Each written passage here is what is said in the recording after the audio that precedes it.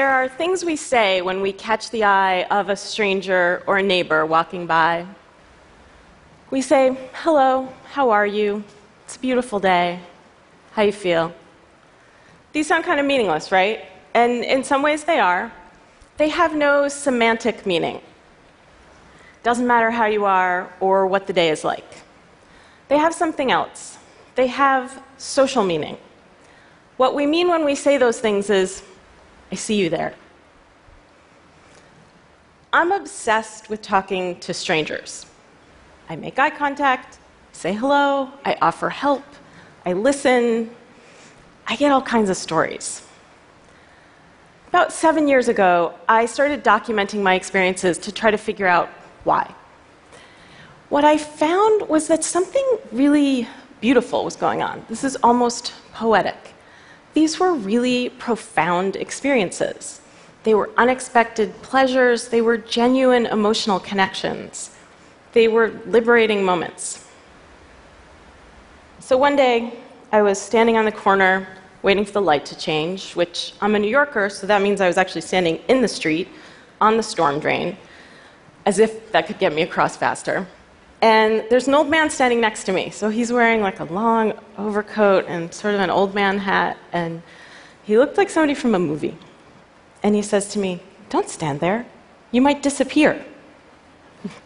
So this is absurd, right? But I did what he said. I stepped back onto the sidewalk, and he smiled, and he said, "Good. You never know. I might have turned around, and zoop, you're gone." This was weird, and also really wonderful. He was so warm, and he was so happy that he'd saved me. We had this little bond. For a minute, I felt like my existence as a person had been noticed, and I was worth saving. The really sad thing is, in many parts of the world, we're raised to believe that strangers are dangerous by default, that we can't trust them, that they might hurt us. But most strangers aren't dangerous. We're uneasy around them because we have no context. We don't know what their intentions are. So instead of using our perceptions and making choices, we rely on this category of stranger. I have a 4-year-old. When I say hello to people on the street, she asks me why. She says, "Do we know them?" I say, "No, they're a neighbor." "Are they our friend?" "No, it's just good to be friendly." I think twice every time I say that to her, because I mean it, but as a woman particularly, I know that not every stranger on the street has the best intentions. It is good to be friendly, and it's good to learn when not to be. But none of that means we have to be afraid. There are 2 huge benefits to using our senses instead of our fears. The first one is that it liberates us. When you think about it, using perception instead of categories is much easier said than done. Categories are something our brains use. When it comes to people, it's sort of a shortcut for learning about them. We see male, female, young, old, black, brown, white, stranger, friend, and we use the information in that box. It's quick, it's easy, and it's a road to bias. And it means we're not thinking about people as individuals. I know an American researcher who travels frequently in Central Asia and Africa alone. She's entering into towns and cities as a complete stranger. She has no bonds, no connections, she's a foreigner. Her survival strategy is this: get one stranger to see you as a real individual person. If you can do that, it'll help other people see you that way too. The second benefit of using our senses has to do with intimacy. I know it sounds a little counterintuitive, intimacy and strangers, but these quick interactions can lead to a feeling that sociologists call fleeting intimacy. So it's a brief experience that has emotional resonance and meaning. It's the good feeling I got from being saved from the death trap of the storm drain by the old man. Or how I feel like part of a community when I talk to somebody on my train on the way to work. Sometimes it goes farther. Researchers have found that people often feel more comfortable being honest and open about their inner selves with strangers than they do with their friends and their families. That they often feel more understood by strangers. This gets reported in the media with great lament. Strangers communicate better than spouses. It's a good headline, right? I think it entirely misses the point. The important thing about these studies is just how significant these interactions can be. How this special form of closeness gives us something we need as much as we need our friends and our families. So, how is it possible that we communicate so well with strangers? There are two reasons. The first one is that it's a quick interaction. It has no consequences. It's easy to be honest with someone you're never going to see again, right? That makes sense. The second reason is where it gets more interesting. We have a bias when it comes to people we're close to. We expect them to understand us. We assume they do. And we expect them to read our minds. So imagine you're at a party and you can't believe that your friend or your spouse isn't picking up on it, that you want to leave early. And you're thinking, I gave you the look. With a stranger, we have to start from scratch. We tell the whole story. We explain who the people are, how we feel about them. We spell out all the inside jokes. And guess what? Sometimes they do understand us a little better.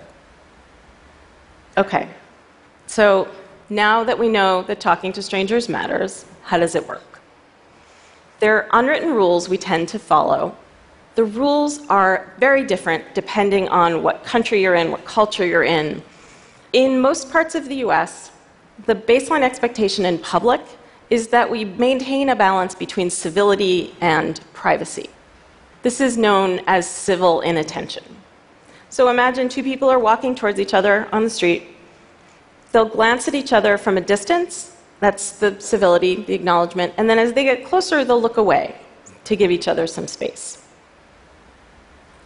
In other cultures, people go to extraordinary lengths not to interact at all.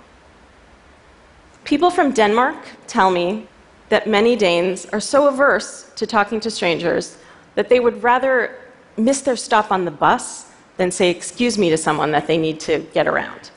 So instead, there's this elaborate sort of shuffling of bags and using your body to say that you need to get past instead of using two words.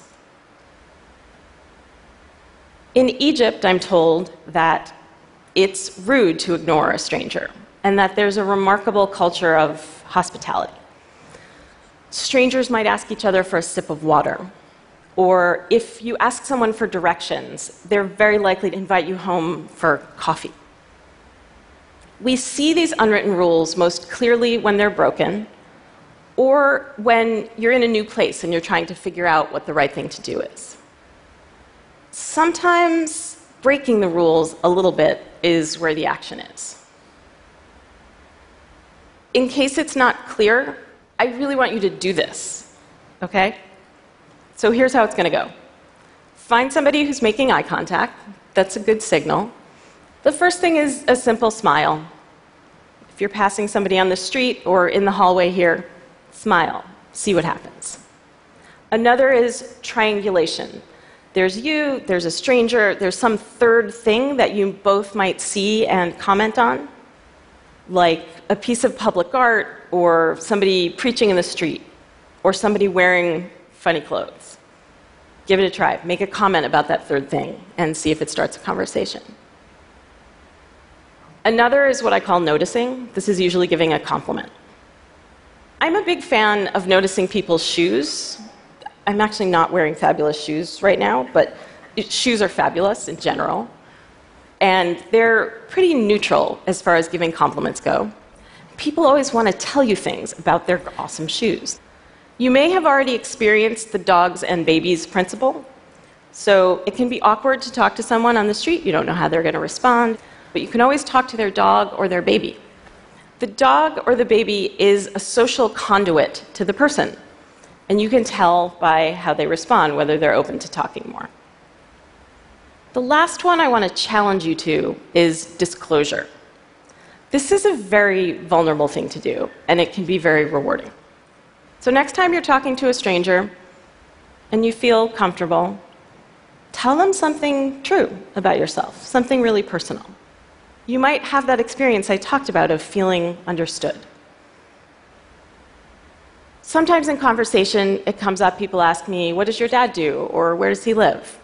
And sometimes I tell them the whole truth, which is that he died when I was a kid. Always in those moments, they share their own experiences of loss. We tend to meet disclosure with disclosure, even with strangers. So here it is. When you talk to strangers, you're making beautiful interruptions into the expected narrative of your daily life and theirs. You're making unexpected connections. If you don't talk to strangers, you're missing out on all of that. We spend a lot of time teaching our children about strangers. What would happen if we spent more time teaching ourselves? We could reject all the ideas that make us so suspicious of each other. We could make a space for change. Thank you.